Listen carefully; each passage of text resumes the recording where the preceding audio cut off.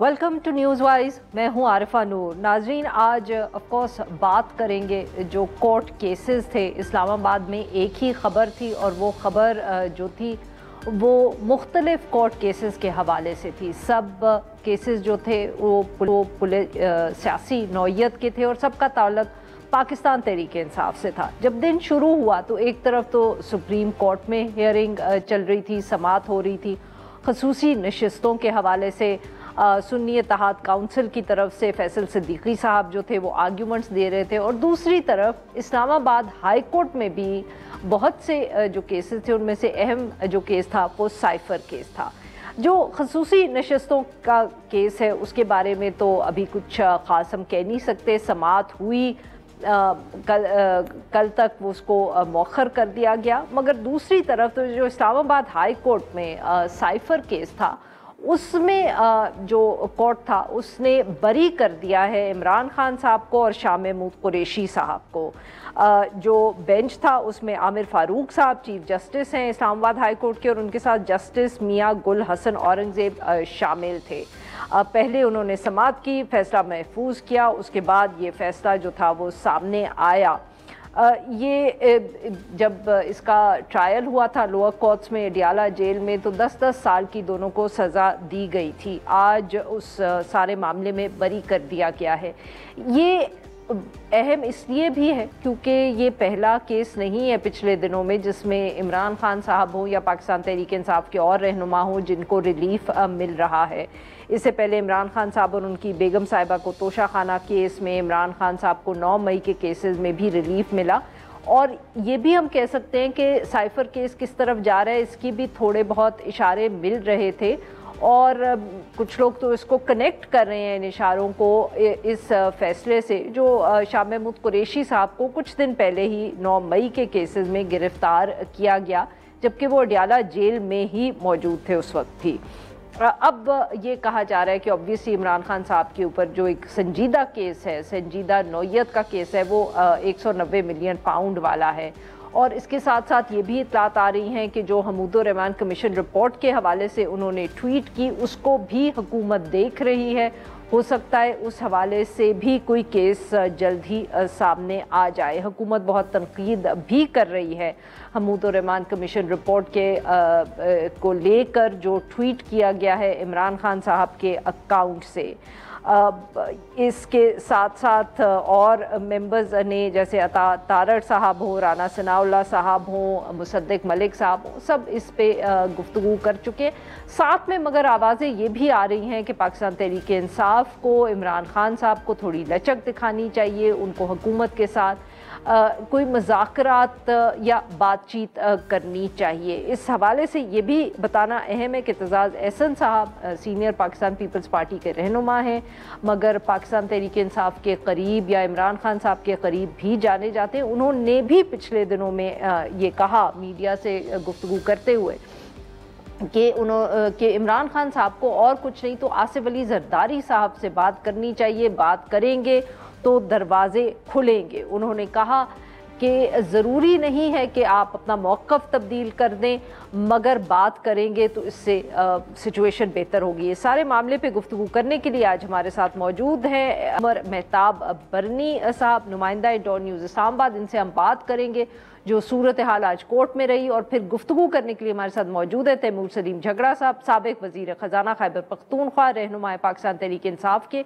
और राना एहसान अफजल खान साहब पाकिस्तान मुस्लिम लीग नवाज के रहनुमा हैं और coordinator to the prime minister of Pakistan. Welcome to the show gentleman.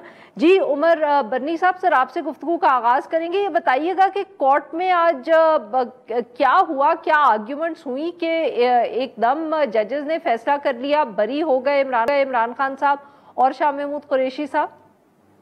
जी देखें, आज इस्लामाबाद हाई कोर्ट के चीफ जस्टिस आमिर फारूक और जस्टिस मियां गुल हसन औरंगजेब पर मुश्तमिल डिवीजन बेंच ने आज साइफर केस में सजा के खिलाफ अपीलों पर समाअत शुरू की। तो जो प्रोसिक्यूटर जुल्फिकार अब्बास नकवी हैं वो आज अदालत में मौजूद नहीं थे। जिस पर अदालत की जानिब से बरहमी का भी इजहार किया गया और कहा गया कि हमने 11 बजे का वक्त दिया था और प्रोसिक्यूटर अभी तक क्यों नहीं आए, जिस पर जो मामून वकील हैं उनकी जानिब से बताया गया कि प्रोसिक्यूटर अब से कुछ ही देर में आ जाएंगे, इतने सलमान सफदर जो है वो अपने दलाइल मुकम्मल कर लें।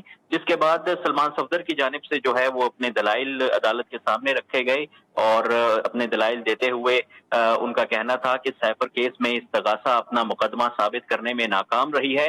सीक्रेट रूल्स के मुताबिक साइफर के जवाब दे उस वक्त के प्रिंसिपल सेक्रेटरी आजम खान हैं, उनसे साइफर से मुतल्लिक पूछा जाना चाहिए। बानी पीटीआई पर साइफर से मुतल्लिक लापरवाही बरतने का इल्जाम लगता ही नहीं है। 4 गवाहान के मुताबिक साइफर की हिफाजत आजम खान की थी। सलमान सफदर ने मजीद कहा कि साइफर से मुतल्लिक 2 साल तहकीकात हुई, उसके बाद FIR दर्ज हुई। FIR दर्ज होने के बाद बाकी 8 कॉपियां वापस वजारत खारजा को मौसूल हुई। जो 8 कॉपियां FIR दर्ज होने के बाद वापस आई, उनसे मुतल्लिक कार्रवाई क्यों ना की गई। सलमान सफदर ने मौक़िफ़ इख्तियार किया कि प्रोसिक्यूटर हामिद अली शाह 1.5 माह दलाइल देते रहे, कहते रहे कि अदालती सवालात के जवाबात बाद में दूंगा। आज दलाइल देने के लिए वो मौजूद ही नहीं। इस्तगासा को आखिर में याद आया कि नए दस्तावेजात पेश करने हैं। साइफर पेश किए बगैर आपने 10-10 साल सजाएं दिलवाई, जब साबित करने का वक्त आया तो मैदान छोड़कर भाग गए। इसके अलावा अदालत की जानिब से भी आज इस केस के हवाले से जो है वो काफी सख्त रिमार्क्स दिए गए। अदालत की जानिब से कहा गया कि आप कैसे कह सकते हैं कि किसी दूसरे मुल्क से ताल्लुकात खराब करने पर एक शख्स को जो है वो 10 साल के लिए जेल में डाल दिया जाए और उसको सजा जो है वो सुना दी जाए। जब इस्तगासा और प्रोसिक्यूशन के दलाइल जो हैं वो मुकम्मल हो गए तो उसके बाद अदालत की जानिब से फैसला महफूज किया गया, जो कि बाद में सुनाते हुए अदालत ने बानी पीटीआई और शाह महमूद कुरैशी की अपीलें मंजूर की और उनको मुकदमे से बरी करार दिया।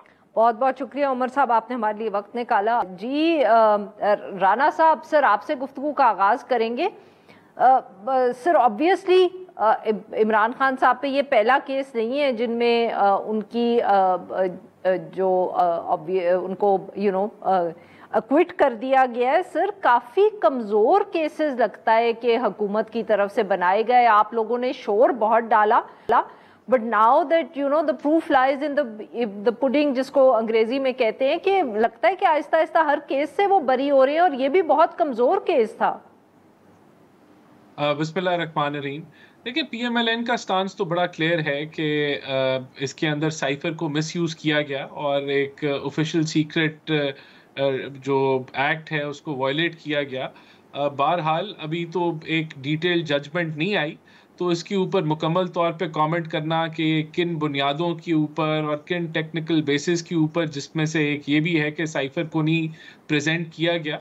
खान साहब को रिलीफ बिल्कुल मिली है, अदालत से मिली है, लेकिन डिटेल जजमेंट के बाद इसके ऊपर एक जो भरपूर तबसरा है वो किया जा सकता है। हमारा मौक़िफ़ क्लियर है कि खान साहब ने साइफर को ना सिर्फ मिसयूज़ किया बल्कि एक ऑफिशियल सीक्रेट डॉक्यूमेंट को पहली दफ़ा सियासी मैदान में वो लेके आए, फिर उसको गुमा भी दिया गया और उसके ऊपर एक प्रोपेगेंडा जो है वो एक भरपूर तरीके से किया, जिसमें अवाम की जहन साजी की गई कि इम्पोर्टेड हुकूमत है और क्या कुछ नहीं है। बहरहाल ये अदालत की तरफ से जो भी टेक्निकल ग्राउंड्स पे इनको रिलीफ मिली है, आई एम श्योर जो प्रोसिक्यूशन है वो इसके ऊपर अपील पे जाएगी और अगर कोई लकूनाज रह गए थे या कोई जहां उनके वीक पॉइंट्स थे उसको कवर करेगी अगले राउंड के अंदर। सर राना साहब, पर जो आप बात कर रहे हैं कि उन्होंने उसको सियासी तौर पे इस्तेमाल किया, तो सर शायद मसला भी ये था कि ये सियासत का इशू था। कोर्ट ले गई हुकूमत एक सियासी इशू को, तो सियासी बयानियां भी पाकिस्तान तहरीक इंसाफ बना गई और हुकूमत से केस भी ना बना। बेहतर ना होता अगर आप इसको सियासी ग्राउंड्स पे ही काउंटर करने की कोशिश करते? नहीं, देखें, इसके अंदर 2-3 चीज़ें तो बिल्कुल जो हुई वो अब क्योंकि साइफर को प्रेजेंट नहीं किया गया, अगर उसको देखें, बात ये एक तो साइफर जो है उसको डी क्लासिफाई किए बगैर, तो सर ये किसका फैसला था कि साइफर को प्रेजेंट नहीं किया? देखिए, तो प्रोसिक्यूशन गवर्नमेंट का फैसला तो नहीं था ना। गवर्नमेंट, ये तो प्रोसिक्यूशन जो है, जो केस लड़ रही है, वो उसकी डिटेल में गई। अब वो उसकी क्या बुनियाद थी, इसमें कोई गवर्नमेंट के मिनिस्टर्स बैठे तो ये फैसला नहीं कर रहे, या कोई पार्टी बैठी तो फैसला नहीं कर रही। जो लीगल टीम है जिसने केस बनाया है वो इसके ऊपर देख रही है। डेफिनेटली जो अब जो इसको प्रोसिक्यूशन की टीम है वो इसको देखेगी कि कहाँ से क्या इश्यूज थे, किस बुनियाद की वजह से ये वीकनेसेस हुए। अब ऑब्वियसली इसमें बात ये, इसमें तो कोई शक नहीं है ना कि वो एक ऑफिशियल डॉक्यूमेंट था जिसको गुम किया गया। अब ये जो है, it is definitely a violation of the rules कि अगर आप एक ऑफिशियल डॉक्यूमेंट को गुम कर दें और फिर उसके बाद आप उसको पॉलिटिकली अगर आप इस्तेमाल करें और डी क्लासिफाई किए बगैर आप उसको जो है वो, बहरहाल कोर्ट ने अपना मौक़िफ़ दिया है। अब जो ये प्रोसिक्यूशन है वो इन चीज़ों को देखते हुए I am sure they will file an appeal. बिल्कुल ठीक जी। तैमूर साहब, सर इस केस में तो ऑब्वियसली फैसला आपके हक में आया है, बट सर कोई एक मसला हो तो फिर भी आप खुश हों। एक साइड तो बहुत हुई है आज पाकिस्तान तहरीक इंसाफ, खैर मकदम भी किया, बट सर आपके ऊपर तो अब और बड़े केसेस बन रहे हैं। अब जो वो ट्वीट कर दी खान साहब ने, उस पर भी केस बन रहा है। So there is no sort of, जिसको कहते हैं ना, ये जो आप लोग बार बार आपकी लीडरशिप कुछ कहती है कि खान साहब बस इस ईद पे बाहर आ जाएंगे जेल से, या फलानी ईद के फौरन बाद आ जाएंगे, लगता तो ऐसा कुछ भी नहीं है। अभी ही is going to stay in jail for some time, because case एक ख़त्म होता नहीं है कि आप लोग ग्राउंड्स दे देते हैं हुकूमत को दूसरे केस की। जी आरिफा, सबसे पहले तो जो ये साइफर की जजमेंट आई है और आज इनके झूठ एक्सपोज हुए हैं, आपको भी मुबारक हो, कौम को भी मुबारक हो। ये पीटीआई की जीत नहीं है। We all need to strive for a legal system that works, और बड़ी मुश्किल से कुछ सिल्वर लाइनिंग्स जो है वो मिल रही हैं। पहली चीज़ देखिए, मैं ये सोच रहा था कि ये तो मतलब हम बात कर रहे हैं कि ये पॉलिटिकल स्टेटमेंट्स हैं। उस साइफर था, वो भी हकीकत था। उस साइफर के कंटेंट्स जो हैं वो ऑब्जेक्शनेबल थे, वो भी हकीकत है। और उसको पब्लिक करने का राइट या ना राइट होना, ये हुकूमत वक्त की और प्राइम मिनिस्टर वक्त की डिस्क्रेशन है।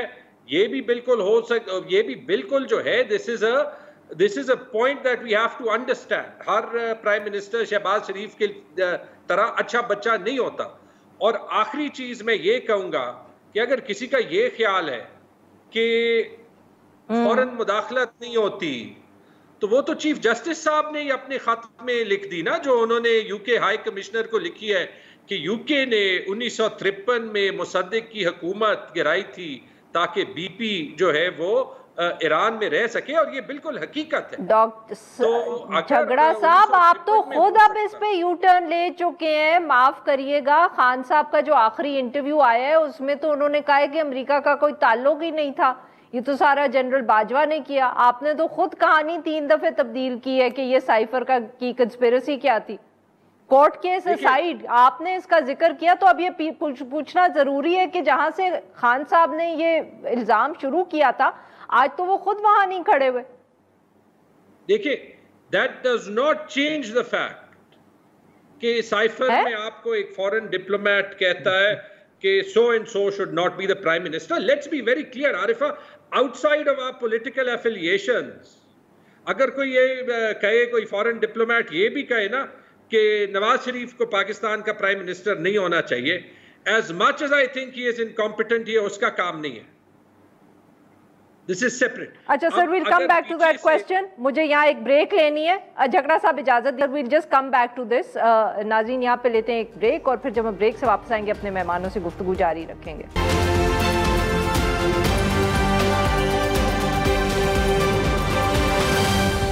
वेलकम बैक नाज़रीन, हम गुफ्तगू कर रहे हैं तैमूर सलीम झगड़ा साहब से और राना एहसान अफजल साहब से, और हम उनसे बात कर रहे हैं जो कोर्ट केसेस आज बहुत अहम हुए। झगड़ा साहब, अब आपने खुद इशू उठाया, तो सर अब कैटेगोरिकली बताएं, हुकूमत आपकी अमेरिका ने गिराई या नहीं गिराई, येस और नो?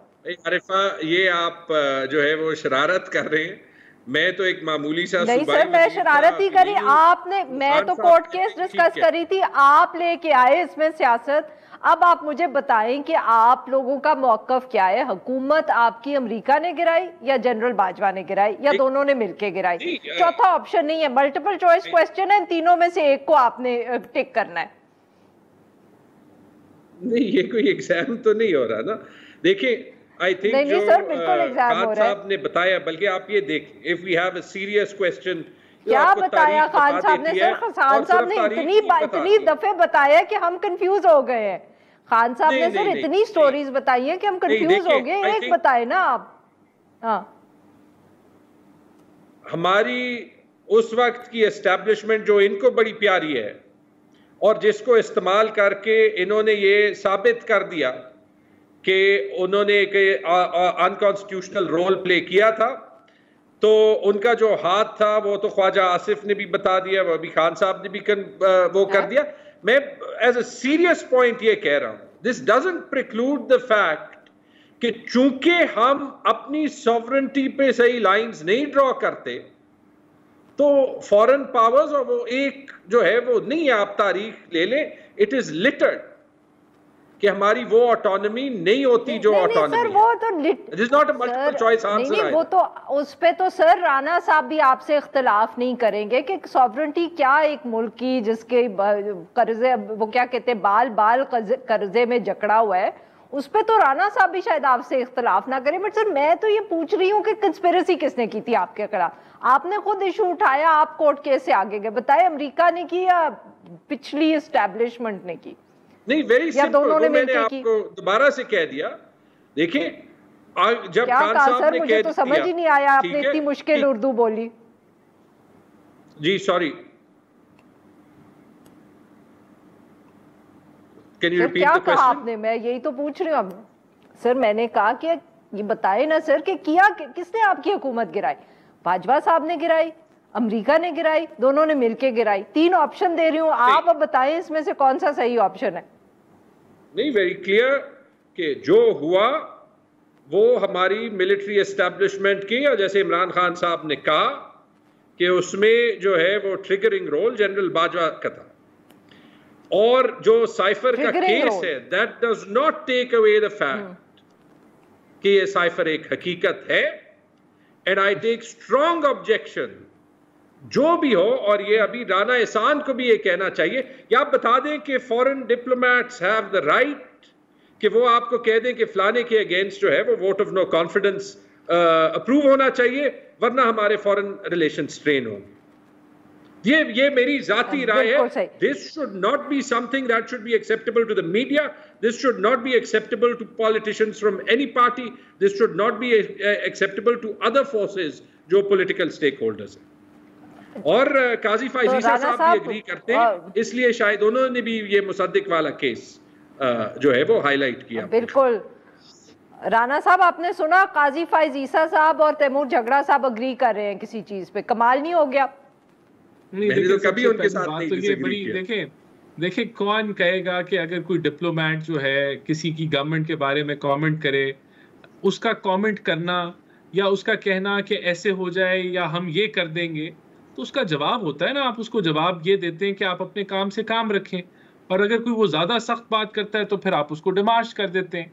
लेकिन इसका ये मतलब तो नहीं है ना कि मुल्क में कंस्पिरेसी हुई, किसी ने फंडिंग की और वो फंडिंग यहाँ लोकल जो ऑपोजिशन के लीडर्स थे उनको मिली, उसके ज़रिए ख़रीदो फरोख्त हुई और उसके ज़रिए जो है रजीम चेंज हुई। ये चीज़ एक अलग चीज़ है। ये वो चीज़ है जो खान साहब कहते रहे, प्रोपोगेट करते रहे, प्रोपोगेंडा करते रहे। और एक वो चीज़ है जो साइफर में थी। साइफर में अगर किसी ने तल्ख बात की तो उसका डिमार्च आपने दे दिया। और अगर साइफर में देखें, बात ये है कि ये इस चीज़ का कंफ्यूजन का ही फ़ायदा जो है वो पीटीआई ने उठाया और अवाम की जहन साजी की जो झूठे प्रोपेगेंडा पे की। ये सर यही तो मैं आपसे सर ये तो बिल्कुल ठीक है ना, बट सर इसी वजह से तो फिर सवाल उठता है कि उन्होंने इतना कुछ कर लिया तो आपकी सियासत क्या कर रही थी उस वक्त? मसला तो यही है ना कि उन्होंने जहन साजी भी कर ली, वो हुकूमत में भी नहीं थे, वो जेल में बैठ के भी जहन साजी कर रहे, तुसी की कर रहे हो उस वेले दा? नहीं, हमने तो आपकी सियासत को क्या हो गया सर? नहीं देखें, नहीं हमारी सियासत तो अल्हम्दुलिल्लाह हमारी गवर्नमेंट है पंजाब के अंदर और हमारी एक माइनॉरिटी गवर्नमेंट है वफाक के अंदर। हमने अभी सियासत तो नहीं करनी, हमने तो अभी डिलीवरी करनी और अल्हम्दुलिल्लाह देखिए आरफा नहीं सुन लेना आरफा अभी अल्हम्दुलिल्लाह नहीं सर, सियासत भी करनी सर, अगर आपने सियासत नहीं करनी तो फिर आपने नवाज शरीफ साहब को पार्टी का सदर क्यों बनाया है इस वक्त? नहीं अब सुन लेना, जावेद लतीफ साहब आके टीवी पे हमें क्यों बताते हैं कि वो बयानिया बनाएंगे? सुन ले, देखिए बात ये है बयानिया कब काम आता है? बयानिया तो इलेक्शन से पहले काम आता है, इलेक्शन के बाद जब आप हुकूमत में होते हैं। सर आपका तो नहीं काम आया ना? नहीं आया अल्हम्दुलिल्लाह काम, हमने गवर्नमेंट बना ली। अब हम क्या करने जा रहे हैं, हमने महंगाई को 11.8% कर दिया, हमने रुपए को जो है वो स्टेबलाइज कर दिया, स्टॉक मार्केट जो है वो इंडिकेट कर रही है कॉन्फिडेंस ऑफ इन्वेस्टर, यूएई जो है वो पाकिस्तान में इन्वेस्टमेंट करना चाहता है, सऊदीया इन्वेस्टमेंट करना चाहता है, चाइना जो है हमें बुला रहा है कि सीपेक के फेज 2 को दोबारा रीलॉन्च करें, मुल्क स्टेबिलिटी की तरफ बढ़ रहा है। अब तो ये हमारा बयानी है, ये हमारी पॉलिटिक्स है, ये हमारी जो है वो डिलीवरी है और इसको हमने और आगे लेके जाना है। तो जो एक उसके बरक्स बिल्कुल ठीक जो है वो मुल्क को 2 लाख करने की बातें की जा रही हैं, उसके बरक्स जो है वो मुफ्ती बानी को जो है वो हीरो बनाया जा रहा है, उसके बरक्स जो है वो और चीजें, तो वो ये दोनों का कंपैरिजन, यही हमारी सियासत है। बिल्कुल सही सर। जी नाज़रीन, यहाँ पे लेते हैं एक छोटी सी ब्रेक, विल बी बैक और हम अपने मेहमानों से गुफ्तगू जारी रखेंगे।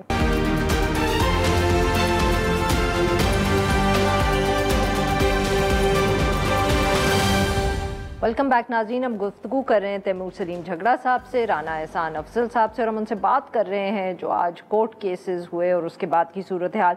तैमूर साहब, आपने सुनी राना साहब की गुफ्तगू, उन्होंने कहा हमने तो सियासत नहीं करनी, हमने डिलीवर करना है और हमने डिलीवर करना शुरू कर दिया है। Inflation has come down, stock market जो है वो अच्छा परफॉर्म कर रही है। जब ये महंगाई मार्च के ट्रक में निकले थे ना, तो महंगाई ये 10-11% थी और जीडीपी ग्रोथ 6% था और डॉलर 170 पे था गालिबन, और पेट्रोल और डीजल 150 पे थे और बिजली 20 रुपए यूनिट थी और आटा तकरीबन 1100 रुपए में बोरी मिलता था। तो ये जो इकोनॉमी को ठीक कर रहे हैं ना, ये तो इनको अभी कहना है, क्योंकि आज ये साइफर का जो वर्डिक्ट है ये भी इनके मुंह पे तमाचा है और यही चीज इलेक्शन ट्रिब्यूनल्स के वर्डिक्ट से होना है, यही चीज जो है वो इद्दत केस में भी होना है, यही चीज बाकी सारे केसेस में होना है इंशाल्लाह। लेकिन एक चीज मुझे याद आ गई, ये जिस तरीके से ये 38% रिकॉर्ड इन्फ्लेशन को जो कम करने की बात कर रहे हैं ना, ये ऐसे था, दुबई में एक दुकान है पियर कार्डान की, आप कभी जाएं वहां पे देखें, वो 400 दिरहम का सूट जो है वो 3600 दिरहम पे बेचते हैं और फिर 3600 पे काटा लगा के 600 उस पे लगा के कह देते हैं 80% डिस्काउंट है। तो ये जो है वो इनकी एक्चुअल कारकर्दगी है जिससे ये पाकिस्तान को चला रहे हैं और वो भी नकली सूट होते हैं। अच्छा राना साहब, सर ये बताइएगा कि आपके क्या कहूँ मैं, हुकूमत की तरफ से भी बड़े मिक्स सिग्नल्स आ रहे हैं सर। कोई अगर आके लीडर कहता है कि गुफ्तगू करनी है, बात करनी चाहिए, तो फिर जो डिप्टी प्राइम मिनिस्टर हैं इसहाक डार साहब, उन्होंने कहा कि 9 मई करने वालों से कोई गुफ्तगू नहीं होगी। तो सर ये ऑफिशियल कोई पॉलिसी है हुकूमत की या हर कोई अपने अपने ज़ाती हैसियत में इस किस्म के बयानात दे रहा है? ये देखें, गवर्नमेंट तो उसने बिल्कुल ये मैसेजिंग दी है कि आप पार्लियामेंट में आए और पार्लियामेंट वो प्लेटफॉर्म है जहां से बातचीत आगे बढ़ेगी, लेकिन इनका जो मैसेज है वो तो क्लियर है, ये तो बात नहीं करना चाहते, ये तो बात किसी और से करना चाहते हैं और इनका मौक़िफ़ क्लियर है कि ये सियासी जो इनके हरीफ हैं या कॉलीग्स हैं वो इनके लिए काबिल कबूल नहीं है बातचीत के लिए, और इनके लिए बातचीत जो है वो या इस्टेब्लिशमेंट होगी या कोई और फोरम होगा। तो हमारी तरफ से तो मैसेजेस में कोई वो नहीं है। ये ज़रूर है कि जब ये हर दफ़ा पुश करते हैं और हर दफ़ा जब एक प्रोपेगेंडा करते हैं जो एंटी स्टेट के ज़िम्रे में आना शुरू हो जाए तो तब फिर बातचीत बड़ी मुश्किल हो जाती है। लेकिन इनकी देखें ये रुकते ही नहीं है, ये कभी IMF को ख़त लिखना चाहते हैं, कभी ये GSP प्लस को सैबोटाज करना चाहते हैं, कभी ये आर्मी को अटैक कर देते हैं, कभी ये मुल्क के 2 टुकड़ों के होने की बात करते हैं। तो ये इनकी तरफ से ये मसाइल हैं, ये हमारी तरफ से मसाइल नहीं है। सही, तो यानी कि आपकी पॉलिसी ये है कि आप कहते हैं सिर्फ पार्लियामेंट में आए और बात करें। बिल्कुल, पार्लियामेंट वो प्लेटफॉर्म है कि अगर जिसको ये चलने दें तो हर मसले का जो है वो हल निकल आएगा। तो sir, but after today's events आप लोग क्या वो जो 1971 वाली ट्वीट है इमरान खान साहब की, उस पे केस बना रहे हैं? Very quickly sir, I have to get Jhagra साहब्स व्यू आल्सो। देखिए, वो केस तभी बनेगा ना जब उसके शवाहिद इस चीज़ की इजाज़त देंगे कि केस बने, तो उस पर तहकीकात FIA कर रहा है। और बिल्कुल देखें, जो ये कहते हैं मुजीबुर रहमान कमीशन की रिपोर्ट जो है उसको ओपन कर दें, उससे तो कोई हमने भी ये बात की होगी, लेकिन जो वीडियो उन्होंने लगाई है वो नहायत ही ख़तरनाक और प्रोपेगेंडिस्ट वीडियो है और उसके कोई प्रो पाकिस्तान कोई असरात नहीं जा रहे, तो उसको आप पॉजिटिवली नहीं ले सकते और उसको आप डिफेंड अगर करेंगे तो डेफिनेटली फिर उसमें कोई बात नहीं होगी। झगड़ा साहब, वेरी क्विकली सर, आप लोगों का कोई मौक़िफ़ में तब्दीली आई है बातचीत करने के हवाले से? देखिए, ये बार बार बयानियां बना रहे हैं, मैंने बार बार ये कहा है पार्लियामेंट में आपने बात करनी है 10 बार करें, लेकिन शो योर सीरियसनेस। जो पिछले चंद दिनों में हुआ, लाहौर हाई कोर्ट ने सलमान अकरम राजा के केस पे ये क्लियर वर्डिक्ट दे दिया कि जो जजेस लाहौर हाई कोर्ट फ्लैग करता है ट्रिब्यूनल्स के लिए, उनको अपॉइंट कर दें।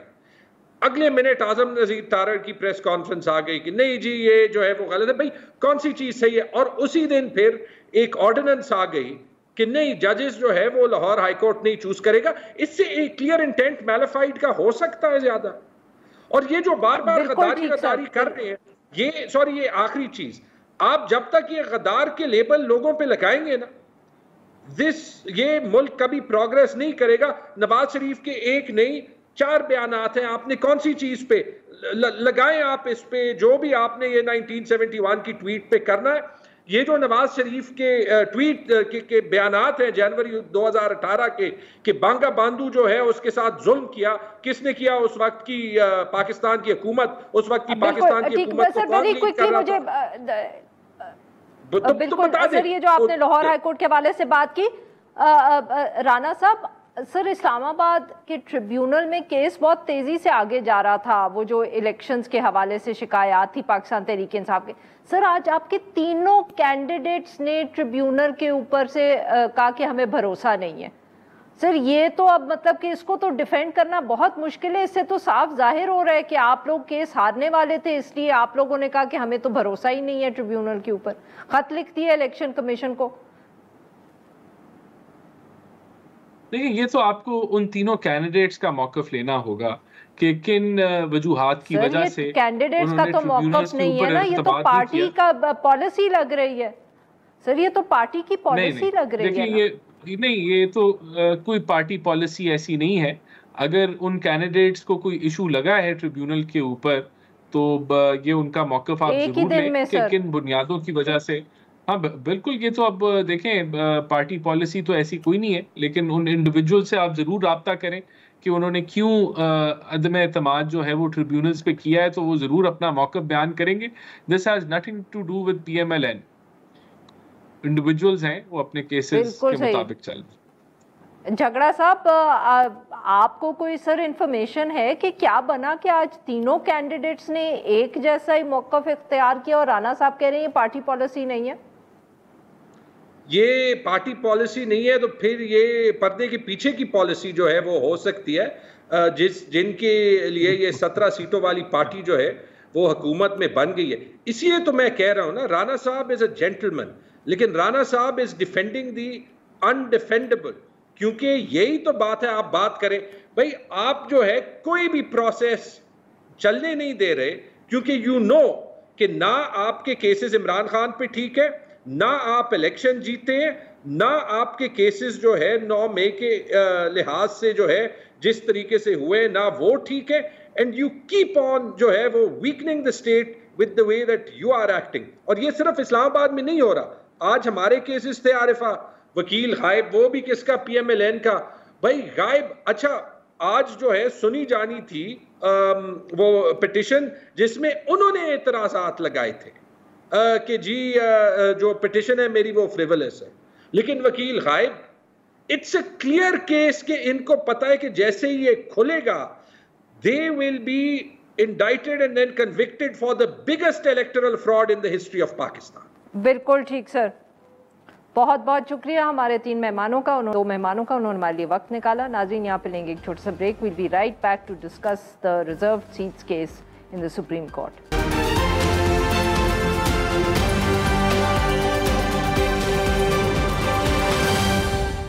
वेलकम बैक नाज़रीन। प्रोग्राम के इस हिस्से में हम जिक्र करेंगे जो आज सुप्रीम कोर्ट में बहुत अहम समाअत हुई मखसूस नशिस्तों को लेके। फुल कोर्ट बैठा, उसमें 13 जजेस से सिर्फ जो मुसर्रत हिलाली साहिबा हैं वो इस बेंच का हिस्सा नहीं थी। उनकी कहा जा रहा है कि तबीयत नासाज है, इसलिए उन्होंने इसका वो हिस्सा नहीं थी। सुन्नी इत्तेहाद काउंसिल की तरफ से फैसल सिद्दीकी साहब जो थे वो आज प्राइमरीली सारा दिन अपने आर्ग्यूमेंट्स पेश करते रहे। सलमान अकरम राजा पाकिस्तान तहरीक इंसाफ को रिप्रेजेंट कर रहे हैं। दूसरी तरफ इलेक्शन कमीशन के वकला और जो अटॉर्नी जनरल है वो भी मौजूद थे, और बाकी पार्टीज़ कुछ जो हैं जिनको ये सीट्स दी गई थी और फिर सुप्रीम कोर्ट के फैसले के तहत ली गई, वो भी वहाँ मौजूद थे। ज़्यादा वक्त आज हम कह सकते हैं कि गुजरा के फैसल सिद्दीकी साहब जो फैक्ट्स ऑफ द केस है वो प्रेजेंट कर रहे थे कि किस तारीख को क्या फ़ैसला या क्या नोटिफिकेशन हुआ, कितने मेंबर्स थे, कितनी सीट्स थी, इस तरह की वो तफसील में जा रहे थे। मगर कुछ जजेस ने इस तरह के भी सवालात उठाए जो हम कह सकते हैं जिससे कुछ अंदाज़ा हुआ कि क्या बहस हो सकती है। जैसे कि एक पॉलिटिकल पार्टी जो है वो एक एंटिटी होती है, क्या ऐसे फैसले से वो ख़त्म हो जाएगा। ब्रॉडर पर्सपेक्टिव देखना है कि लोगों का वोट जो था उसका क्या बना। तो इस तरह के भी सवालात उठाए गए। मौखर हो गई जो हियरिंग थी कल तक। इस सारे मामले पे गुफ्तगू करने के लिए आज हमारे साथ मौजूद नवाज़ खान साहिबा, सहाफ़ी हैं, बहुत गहरी नज़र रखती हैं सुप्रीम कोर्ट पे। Welcome to the show Maryam साहिबा। बताइए आज क्या हुआ समाअत में? काफ़ी लंबी चली, हम कह सकते हैं 2.5 घंटे समाअत चली आज, और बराह रास्त भी थी। लकीली मफाद आमा का केस था और इस पर भी फैसला आज बेंच नहीं करना था। खैर लास्ट टाइम तक पता नहीं था। आज की समाअत में बेसिकली हुआ कुछ ये कि एक तो बेसिक सवाल था जो कि 6 मई की हेयरिंग में ही डेवलप हो गया था कि अगर मखसूस नशिस्तें बाकी तमाम सियासी जमातों को नहीं मिलनी हैं और पाकिस्तान तहरीक इंसाफ या सुन्नी इत्तेहाद काउंसिल उनकी अहल नहीं है तो उन्होंने जाना कहाँ है। अभी इसी पॉइंट के ऊपर फैसल सिद्दीकी साहब नहीं पहुंचे क्योंकि आज की समाअत में सिर्फ उनसे पे दर पे सवालात हुए, और वो सवालात कुछ एक तो जजेस के माइंडसेट को आपको पता है रिवील कर रहे होते हैं, हम समझते हैं कि समझ रहे होते हैं कि शायद वो सवालात कर रहे हैं तो वो ये सोच रहे हैं, हम उससे जज कर रहे होते हैं कि अब बेंच 6-7 हो गया है, अब 7-6 हो गया। इस तरह के अंदाजे कोर्ट रूम में बैठकर भी हम लगा रहे होते हैं। लेकिन आज की समाअत में ज़्यादातर जो जजेस थे, जैसे जस्टिस मुनीब अख्तर हैं, जस्टिस अतर मिनल्ला हैं, जस्टिस जमाल मंदुखेल हैं और जस्टिस जो मंसूर अली शाह हैं, इन 4 जजेस ने मुख्तलिफ सवालात के ज़रिए इलेक्शन कमीशन के किरदार के ऊपर सवाल उठाया। और जस्टिस अतर मिनल्ला ने एक दफ़ा साफ कह दिया कि आप इलेक्शन कमीशन का रूल देखिए कि अगर वो तकनीकी कोई मसला किसी जमात का आ भी रहा था, मिसाल के तौर पर PTI के पास उस वक़्त उनका इंतखाबी निशान नहीं था, वो एक बड़ी तादाद में सीट्स जीत कर आ गए थे, तो उन्होंने ये कहा कि इलेक्शन कमीशन का रूल क्या ये नहीं होना चाहिए था कि वो PTI को बताते कि आपकी ये नशिस्तें इस जमात में जाने से आपको नहीं मिलेंगी। यही बात SIC को ज्वाइन करने पे ये बिल्कुल। और इसी तरह के रिमार्क्स जस्टिस मंसूर अली शाह ने भी दिए जब उन्होंने कहा कि अगर इलेक्शन कमीशन ने वो 3 दिन दिए थे PTI को और उनको लगा कि वो उस सियासी जमात में जा रहे हैं जिसने मखसूस नशिस्तों की फहरिस्त जमा नहीं कराई और बाद में वो महरूम हो जाएंगे, तो जस्टिस मंसूर अली शाह ने एक क्विक सा हल दे दिया। उन्होंने कहा कि ऐसे नहीं हो सकता कि आज इलेक्शन कमीशन 3 दिन दे इजाफी और उन 3 दिनों में PTI के तमाम कैंडिडेट्स जो कि आज़ाद हैसियत में जीत के आए हैं उनको वक्त दे दिया जाए कि आप किसी भी सियासी जमात में ऐसी में जिसको मखसूस नशिस्तें मिल सकें, जिसने पहले फहरिस्त जमा कराई हो, उसके अंदर आप शमूलियत इख्तियार कर लें ताकि ये मसला और केस यहीं पर सॉल्व हो जाए। अब जजेस के सामने बेसिक जो पॉइंट है इस केस में, या जिसे आप कह सकते हैं कि बेसिक प्रॉब्लम है, इशू है, जिसके लिए उनको हल निकालना है, रास्ता है, वो ये है कि एक जमात है जो कि 82 नशिस्तें कौमी असम्बली में सिर्फ जीत कर आई है, तो क्या उसको उसके इंतखाबी हक से या जो उनके मुतनासिब नुमाइंदगी का हक है प्रोपोर्शनल रिप्रेजेंटेशन का, उससे महरूम किया जाए या उनको दी जाएं, और अगर उनको नहीं दी जाएंगी बाय द बुक चले और बाकी सियासी जमातों में बांट दी जाएं तो भी किस सिनेरियो में। आज की समाज से जो एक चीज़ क्लियर हो गई वो ये है कि अगर ये मखसूस नशिस्तें पाकिस्तान तहरीक-ए-इंसाफ या सुन्नी इत्तेहाद काउंसिल को नहीं मिलनी तो ये बाकी जो हुकूमती जमातें हैं या पीडीएम की जमातें थी माजी में उनको भी नहीं मिलनी। ये अब आप क्यों कह रही हैं कि इतना क्लियर? बिकॉज मैं ये इसलिए सवाल पूछूं क्योंकि जैसे आपने कहा कि हम ऑब्वियसली हम सारे प्रोसीडिंग जो देख रहे होते हैं हम गेस कर रहे होते हैं कि जजेस क्या सोच रहे होंगे शायद, बट इतना कैटेगोरिकली कहना जरा मुश्किल होता है। तो why did you get this sense कि ये तो अब इस पे दरवाजा बंद हो गया? देखिए, इस पॉइंट के ऊपर किसी ने डिस्प्यूट नहीं किया। जब आज जस्टिस मुनीब अख्तर ने बैलेंस की बात की कि आइन बैलेंस क्रिएट करने की बात करता है और वो ये कहता है कि अगर जो सियासी जमात जीत कर आई है, उन्होंने कहा पॉजिटिव नेगेटिव एस्पेक्ट्स हैं। आप ये भी तो देखिए कि जो सियासी जमातें नशिस्तें जीत के आई हैं उन नशिस्तों के तनासुब से उसी फार्मूले से उन्हें मिलेंगी नशिस्तें, उससे ऊपर नीचे नहीं मिलेंगी। तो अगर आइन के तहत चलना है, आर्टिकल 51 को देखना है, आर्टिकल 106 को देखना है और फिर इलेक्शन एक्ट को देखना है जजेस ने, तो वो उन जो उनके एलोकेटेड नशिस्तें उससे ऊपर किस फार्मूले के तहत उनको देंगी। तो ये वो एक पॉइंट था, बेसिक पॉइंट था जो कि शायद इलेक्शन कमीशन से मिसपरसीव हुआ। आपको अगर याद हो तो इलेक्शन कमीशन के जो पूरी इलेक्शन कमीशन है उसने बैठ के ये केस सुना था, तो उनके जो सिंध से मेंबर थे भरवाना साहब, उन्होंने अब बाकी की जो जजमेंट थी इलेक्शन कमीशन की उससे ये कहकर इख्तलाफ किया था कि अगर ये नशिस्तें आप SIC को नहीं दे रहे तो बाकी जमातों को भी मत दे, वेकेंट रहने दें। फिर पेशावर हाई कोर्ट ने जो वो वेकेंट रहने वाली बात थी उसके ऊपर ये कह दिया कि क्योंकि पार्लियामेंट्री पार्टी नहीं है तो बाकी जमातों को मिलनी चाहिए। अब यहाँ पर सुप्रीम कोर्ट ऑफ पाकिस्तान में आज जब बैलेंस क्रिएट करने की बात हुई तो किसी भी और जज ने यही बात पहले 3 जजेस भी कर रहे थे, यानी जस्टिस मंसूर अली शाह, जस्टिस अतर मिनल्ला, जस्टिस मोहम्मद अली मजहर पिछली समात के ऊपर मुख्तलिफ सवालात में कर चुके हैं कि अगर PTI को नहीं दे रहे तो बाकी जमातों को कैसे दे रहे हैं। आज जब जस्टिस मुनीब अख्तर ने ये बात की तो ना ही वहां बैठे किसी जज ने इस बात के ऊपर कोई काउंटर रिमार्क्स दिए, ना ही किसी ने निगेट किया। तो एक चीज जो वाज़ेह होगी है वो यही है कि किसी और जमात को भी ये नहीं मिलनी, क्योंकि आइन के तहत ये पॉसिबल नहीं होगा इस बेंच के लिए भी।